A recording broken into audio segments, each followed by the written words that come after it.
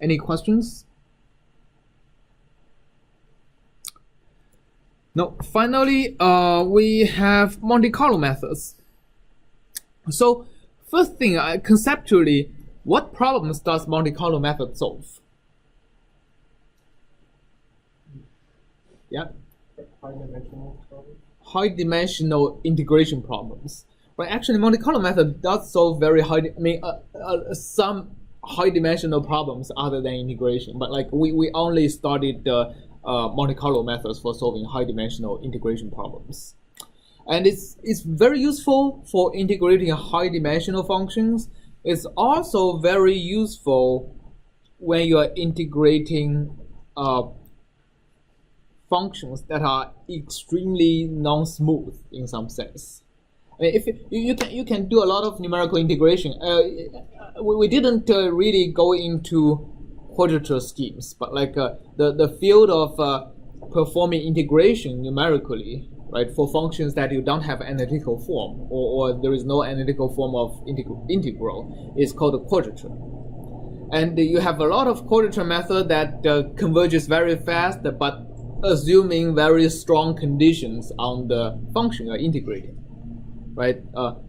Gauss quadrature, for example, integrates very smooth functions very accurately, but like you have to have a smooth function. Monte Carlo method performs integral over any functions. It doesn't care what kind of function it is. It can be smooth, non-smooth, whatever, high-dimensional. It has the same convergence rate. So Monte Carlo method solves very high-dimensional problems very well. Okay, the kind of indicator functions we have been integrating to compute probabilities is discontinuous, right? It's either 0 or 1. Monte Carlo doesn't care, right? It integrates all of these functions in a similar accuracy and efficiency. Okay, and how do you estimate probabilities and mean using samples, right? So you sample the distribution, and for estimating probability, you average an indicator function, which is equivalent of counting the percentage of samples that satisfies a certain criteria, right? Kind of the relationship between counting the percentage and the average of an indicator function is something you need to know. And computing the mean for general function is basically the more general case of estimating probability, just to compute the numerical mean to approximate the true mean. Okay, and in order for you to apply Monte Carlo method, you need to be able to draw samples. And how to draw samples? Using both the PDF method, which is we call acceptance rejection method, right? If you know the PDF, you can design a certain probability of accepting each sample, right? That's the PDF method. Or you have the inverse CDF method. If you have the cumulative distribution function, by inverting that on the uniform distribution, you can perform very efficient sampling. Okay, finally, how to estimate confidence intervals. So the key word on that is what? Is the central limit theorem.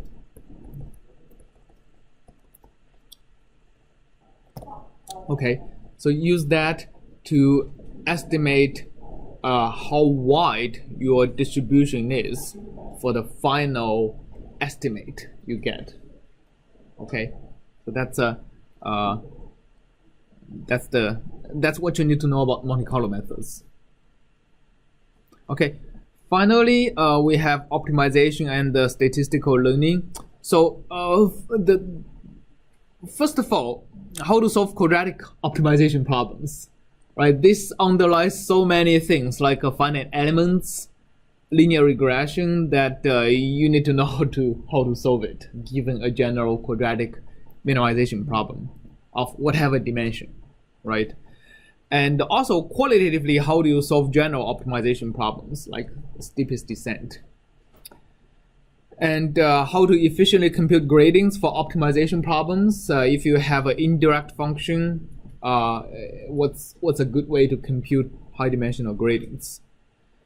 What is linear regression? How to solve it? I know like we don't have good MIT X notes on linear regression. So I just copied like one of my favorite books. The book is Elements of Statistical Learning, and it's actually a very good book if you can have the time to read in the future. So it's a pretty good description of how does linear regression work under the hood. Of course, you can if you have MATLAB or any package, you can just call the package to compute it. And but like it's good to know like under the hood is actually a quadratic minimization problem, and you can solve it using by inverting a matrix, actually a positive definite square matrix, symmetric matrix. And finally, what is regularization, right? What is overfitting, underfitting, regularization, and how to best determine its strength, right? So we learned dividing the entire data into in sample and out of sample. And in sample, we can do cross validation. We split the in sample further into training data and validation data. The split can be repeated several times to basically have a very robust way of estimating what's the optimal strength of regularization, so that I can achieve a minimum error on the cross-validation data set, right? Yeah? When we're making the cross-validation data set, so like we're sampling from our in-sample data set. Yes. Do we sample with repetition, or?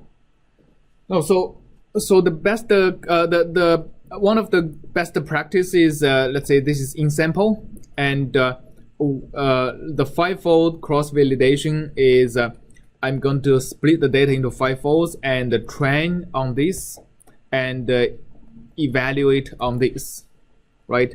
And I repeat that 5 times. Basically, the evaluation is going to be here, here, here, and here. So I use a completely separate data set for training and apply it to the remaining data set. And this is done without repeating the evaluation data set. Right, so for all of these 5 times, the evaluation data set is a separate disjoint set. Yeah. All right. Okay, any other questions? This is basically a review of everything we learned. And Phil Kaplan is here to answer any questions on the project, if you have any. All right, do you want to come up over here?